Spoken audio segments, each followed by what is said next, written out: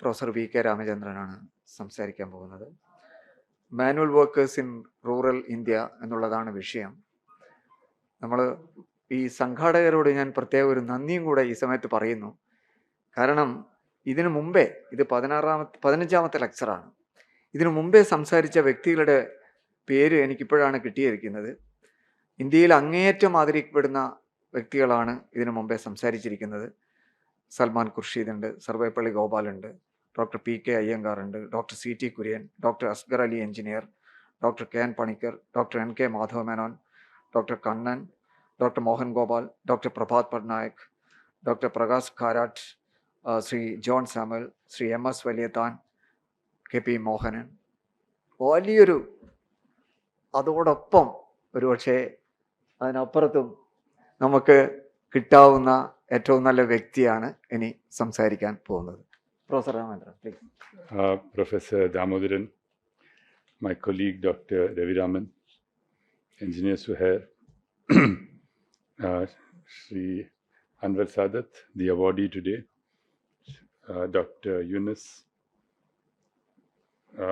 then Dr. Achal Shankar Nair has gone, and Ms. Fatima Suhair. In addition, all my friends and colleagues here, thank you very much for this invitation to speak at the to deliver the K.M. Bashir Memorial Lecture. I'm greatly honored to speak at a lecture which is that has been delivered by such a distinguished list of people. I'm not sure that I can fit their shoes, but may I just, and also it's not correct for a guest to enter the house of the host and start making suggestions. But I have one suggestion, that it is now 15. I'm the 15th lecturer in the K.M. Bashir series. It's high time that we started that the foundation, after all, the foundation marks the career and contribution of a person who believed greatly in women's education. I think it's high time that the foundation started having women lecturers also for the K.M. Bashir series. All 15 were men, have been men. So I think, I'm sure the foundation will not mind if I make that suggestion.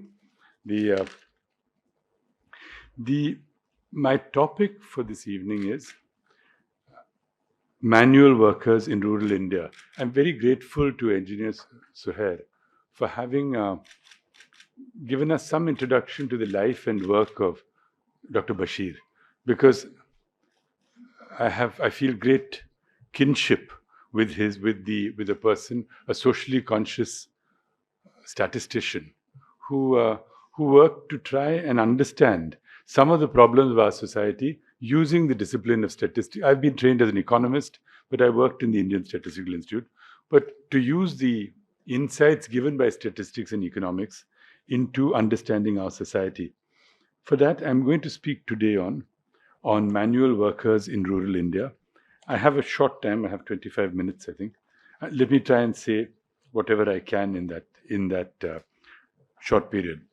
What I'm going to talk about in India, the enormous class, enormous in terms of numbers, class of semi-skilled and manual workers who work in our countryside, mainly as hired workers, but also in other capacities. This is an enormous labor force. It is the bulk of the labor force of India, is in fact our rural manual labor force. I'll get into the numbers in a few minutes, but historically, the labor force in rural India has had two sources. The one was the landless labor force, the landless working force of our countryside has had two sources. One has been written about by the early writing on this, and the classic writing on this is by Professor Irfan Habib of the Aligarh Muslim University, is that in India, unlike many other countries in the world, by the first millennium AD, that is by 1000 AD, a separate class of landless agricultural workers had formed in the countryside. In other words, long before the appearance of capitalism, we had a huge force of agricultural workers, a landless force of workers, which was in different forms of unfreedom and bondage to the owners of land, to the ruling classes of that time. But this separation of a large, in fact, a gigantic class of agricultural workers took place as early as the first millennium AD. The second great source of agricultural work, of the rural workforce, not just agriculture, took place after the advent of colonialism and the beginnings of capitalism in India. Every day, from the 18th century through the 19th century till today, every day new people are losing their sources of livelihood in the countryside and have to join this vast force of rural workers, semi-skilled, skilled, sometimes even skilled, but unskilled, semi-skilled, and sometimes even skilled. So these two sources have combined to form over census after census, century after century. They have formed what has ended up into being an enormous labor force. I'm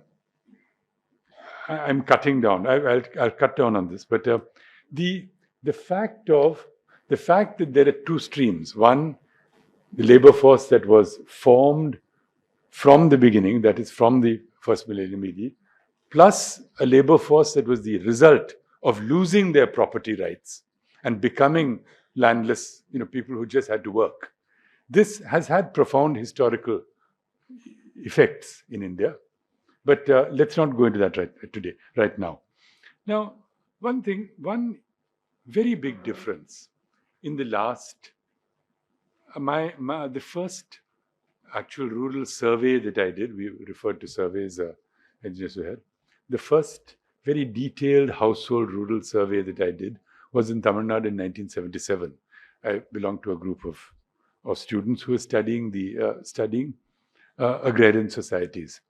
Now, one thing which was very clear till that time, and of course was much more clear even earlier, was that in the countryside, you could differentiate a very clear class of people whose major, both by an income criterion and a time criterion, most of their income was derived from hired labor, working in agriculture, and most of their time was spent in working for others in agriculture.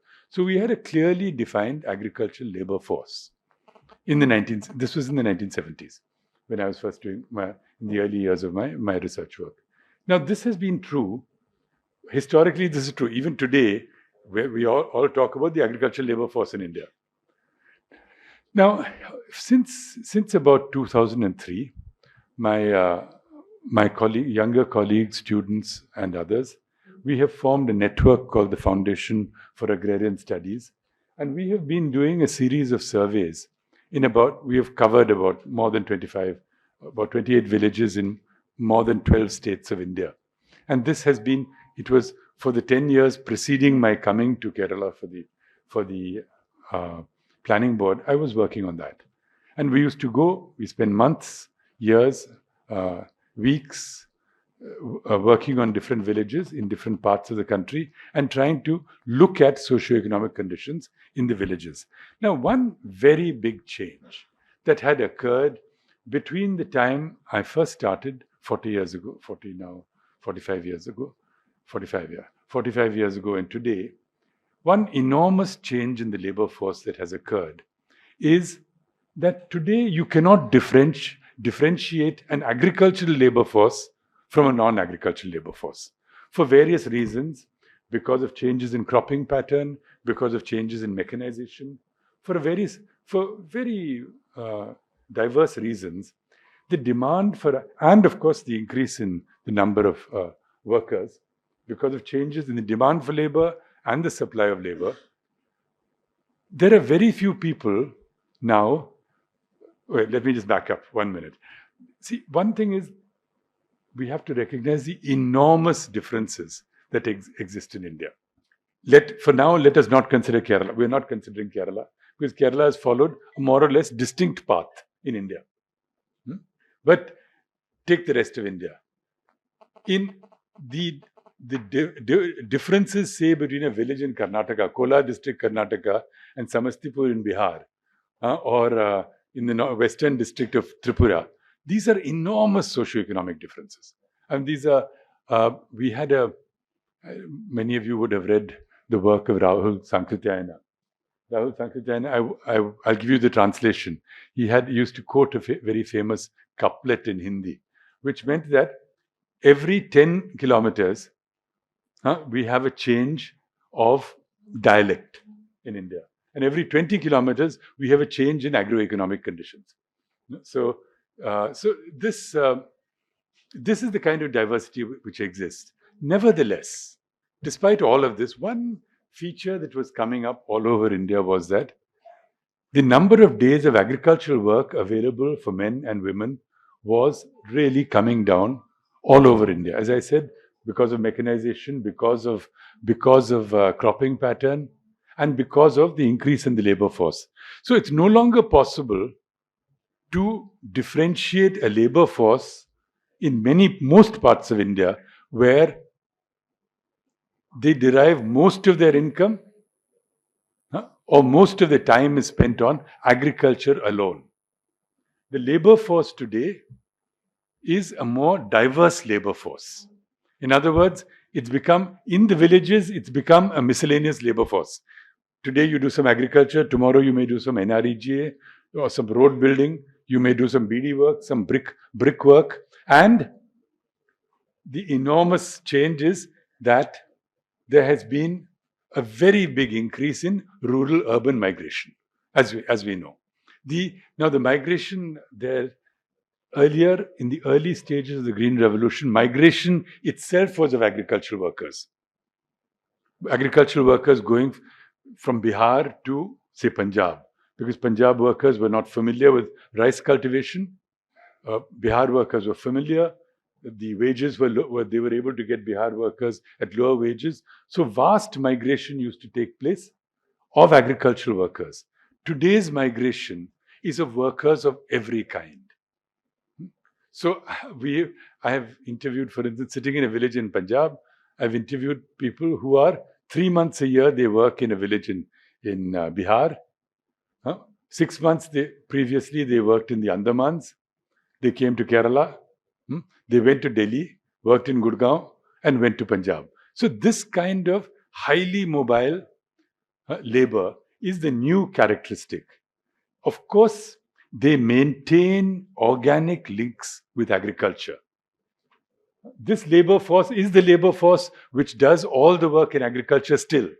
Nevertheless, they have become a mobile, diverse labor force which not only works in the villages but works all over India.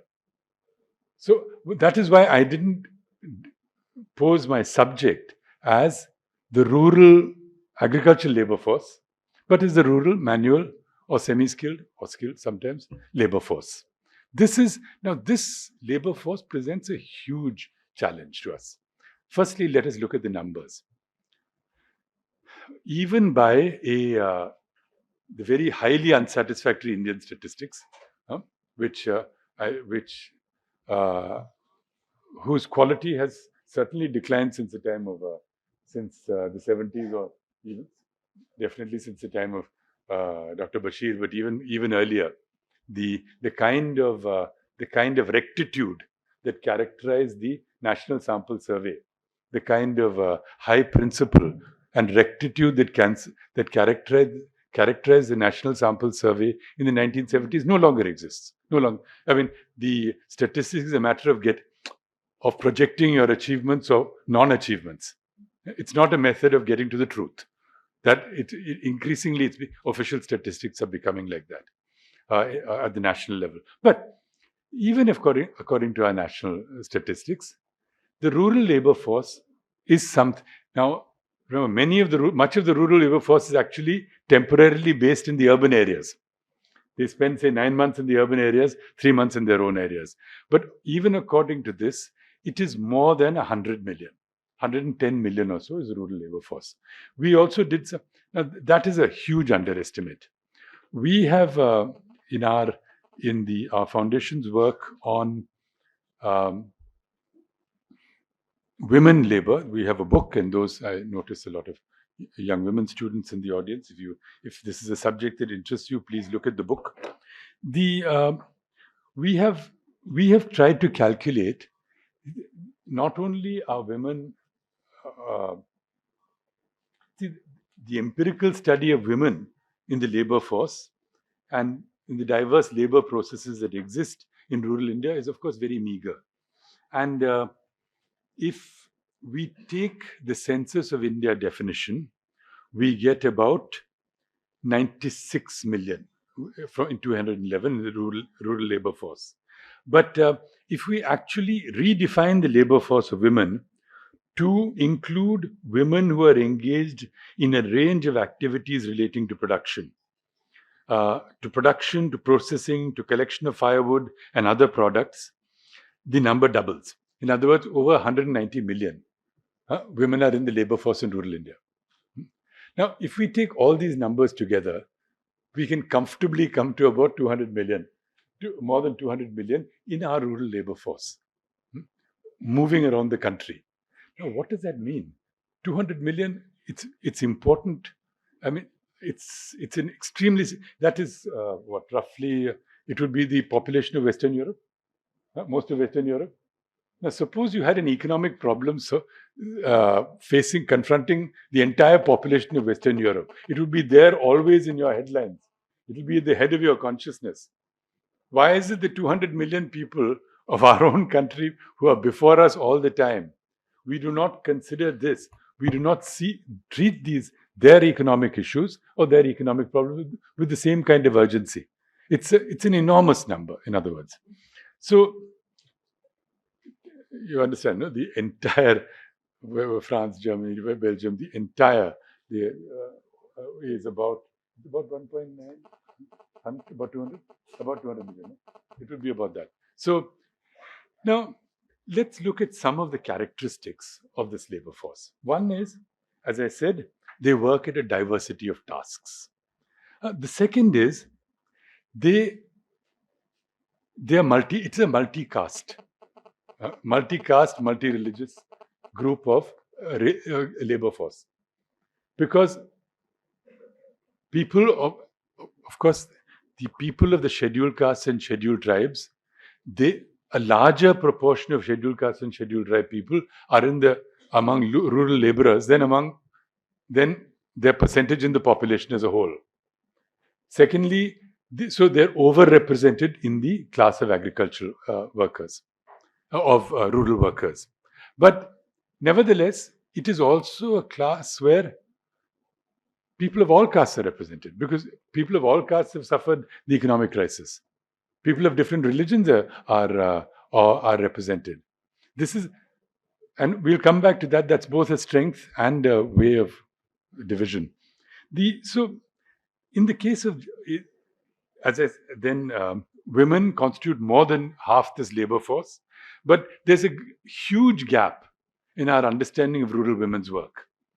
3 years ago, in 2017, when we set out to study rural women's work, we found that although there had been a very wide range of studies on different aspects of women's life in rural areas, including issues of civil liberties, freedom, and so on, which is correct, violence against women, that's correct. These are very important issues. The issues of actual women in production in the labor force had not been dealt with as much. So, what are the economic activities in which the female rural population is engaged? In what way do rural women participate in agricultural and non-farm production? What are the relationships into which they enter in the process of production? How do class, caste, and community affect the world of women's work? How do the agrarian crises of work and livelihood specifically affect women? Our understanding of the agrarian economy and of our society will be determined by the answers to such questions. We've got to pose the questions not only for agricultural workers and rural workers as a whole, but for women workers also specifically. Now, let me take some, before I don't have very much time. I have a few minutes left. Yeah, I've got about 10 minutes left. 10 minutes more. Now, let me take some aspects of the economic conditions. For when you have rural workers, it's obviously the actual income at their disposal depends on the number of days of work and the number of days of work available to them and the number of days of and the wage rates. Obviously, the wage rates into the number of days of work constitutes their income.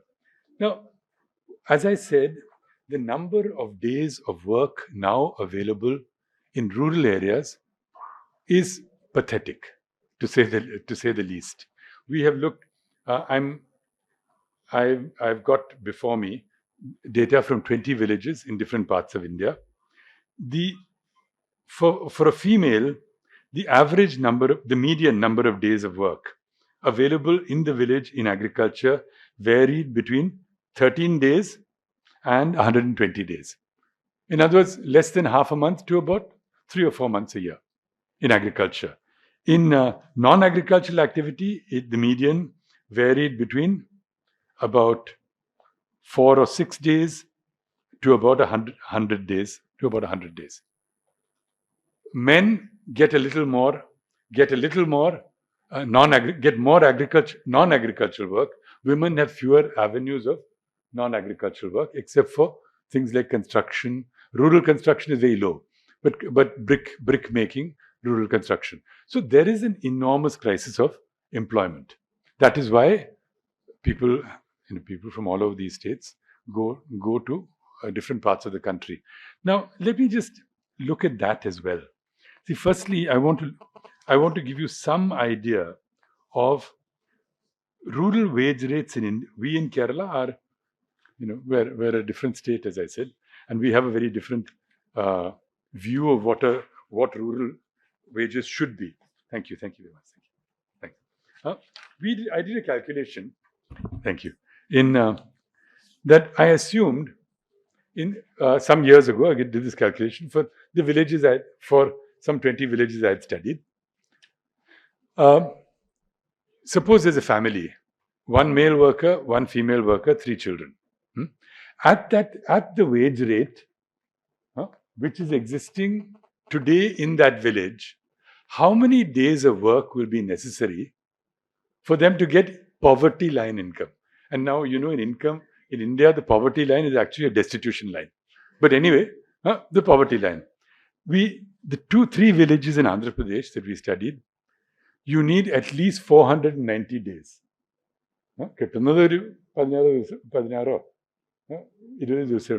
In agriculture.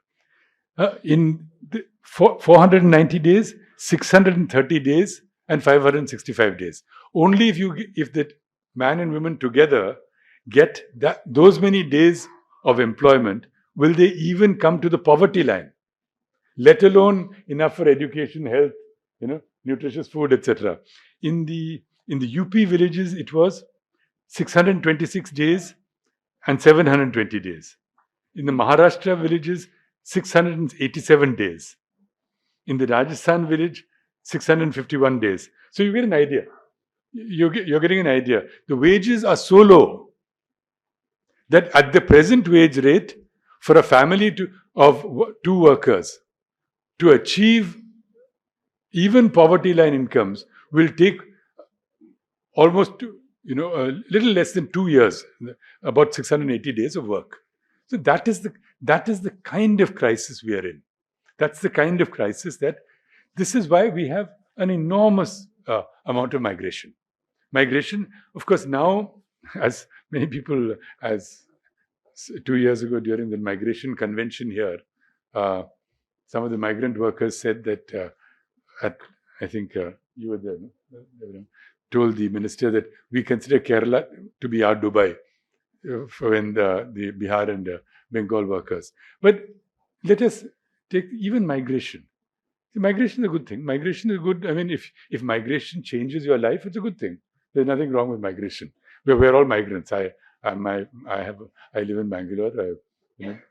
Many of Ravi is from Kannur. We are all migrants. We are in some way or other. We're not unhappy about being migrants because we feel that it has changed. It is a social and economic decision for us. But consider this. I asked one of my colleagues in the planning board. Suppose a person goes from your village in Kerala to the Gulf for 30 years. They spend 30 years there. What do you expect? What do you expect will be their condition of today in their village? A house, definitely a house, two-wheeler, sometimes four-wheeler. All the children will be educated. Anything else? So there'll be some durable consumer goods, television, etc. Basic durable consumer goods. 30 years. Now, see, we did an exercise. Our students and we went to a village in Punjab, which was which was one of the vanguard Green Revolution villages. This village received workers from a village in Bihar. This village, it's called Tehang. It received workers from a village called Katkuya.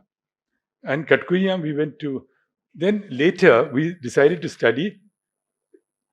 So for 30, 40 years, workers had been migrating from Katkuya to Tehang for agricultural labor to improve their lives. So what we did was went to Katkuya and did a study in that village. We found the original family, the first family to have migrated. His name was Hadish Miah. Hadish Miah, in 2012, he was 75 years old. His family had been migrating for 35 years. And when we visited his house, the house was entirely kacha, mud and bamboo. No electricity, no latrine, no separate room for cattle, no separate room for cooking, no kitchen space, drinking water facility or toilet, firewood.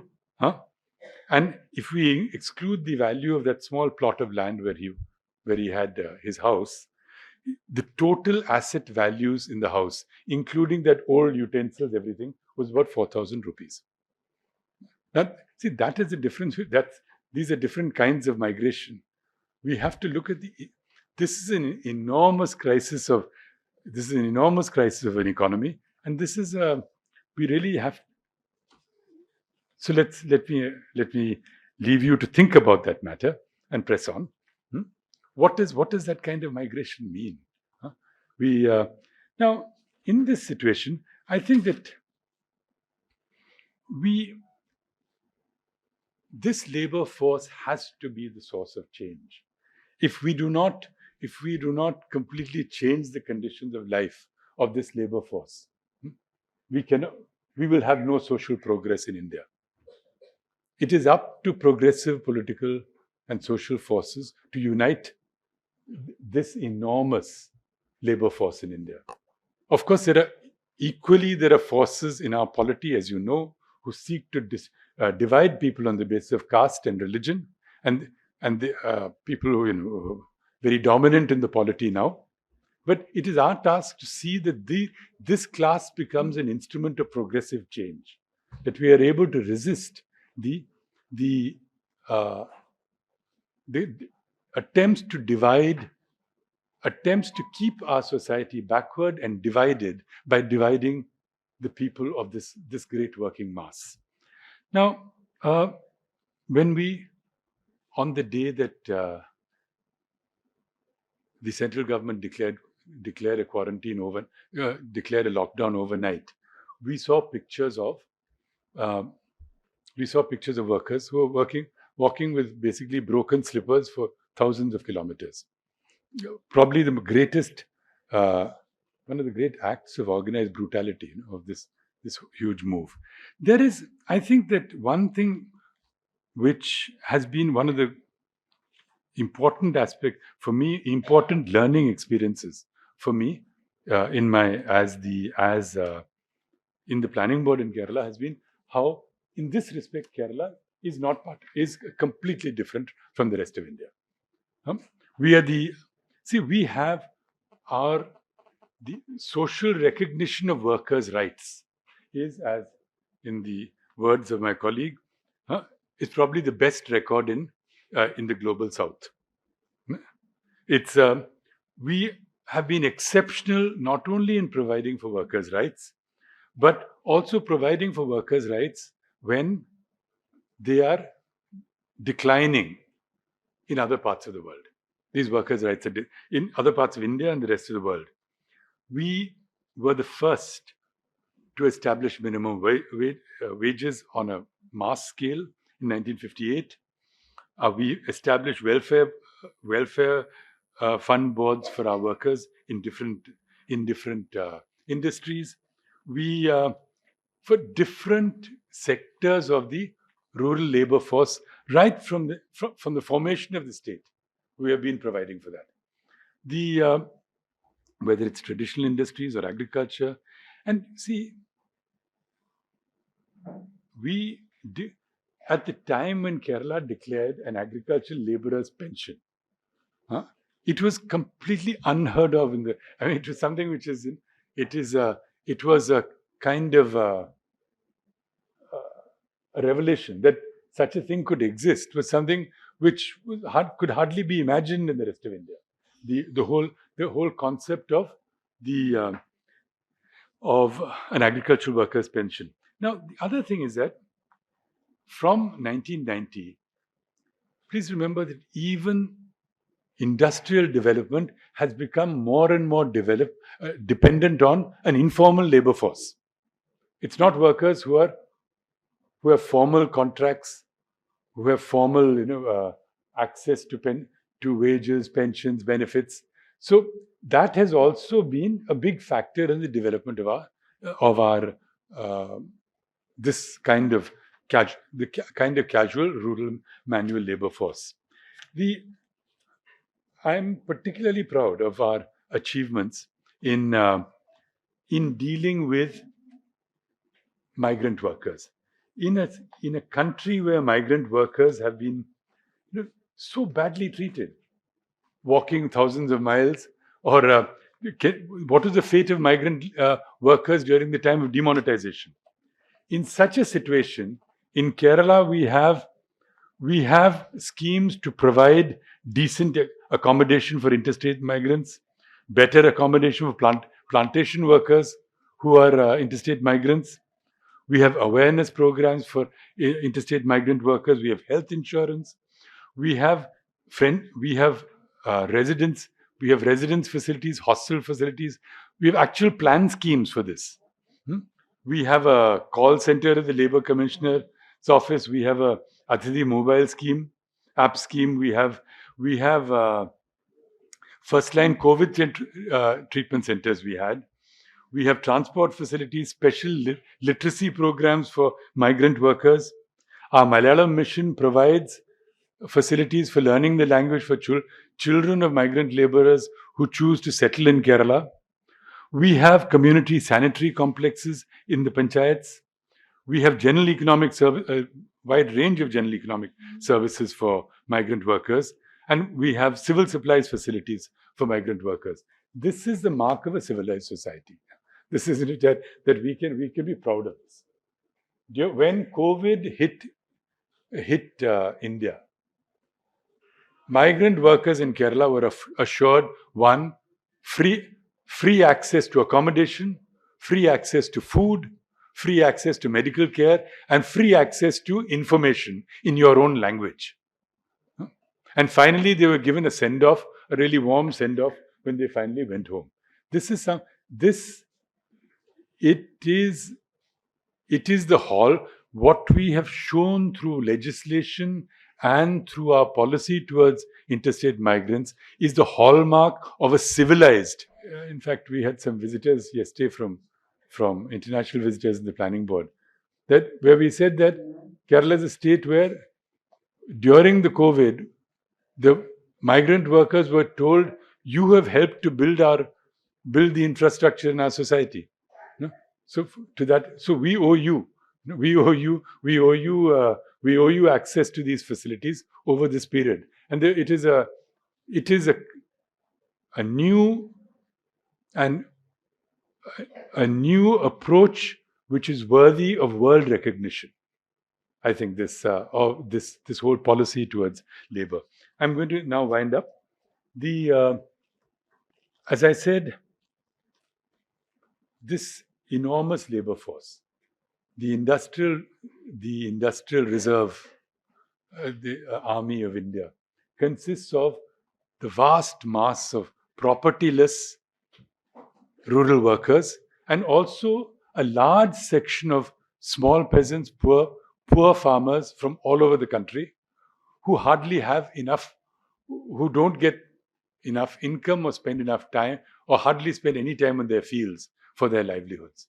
This huge force of rural propertyless workers and workers from poor farmer families throughout the country must be the instrument for the greatest rural change that is yet to take place in the world, that is rural change in India.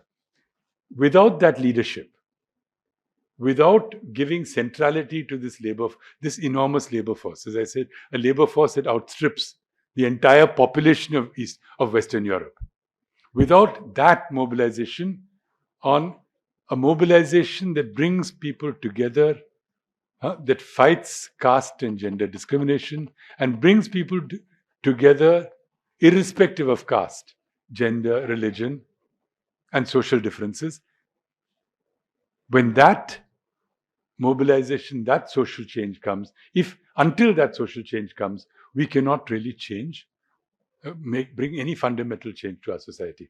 I thank you very much once again. I took a few more minutes than I was. Thank you.